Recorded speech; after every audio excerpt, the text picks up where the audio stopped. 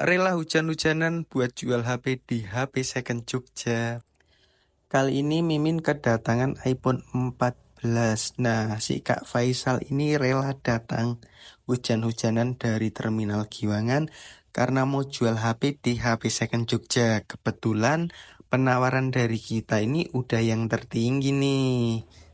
Seperti biasa, Mimin tidak lupa untuk mengecek unit HP-nya.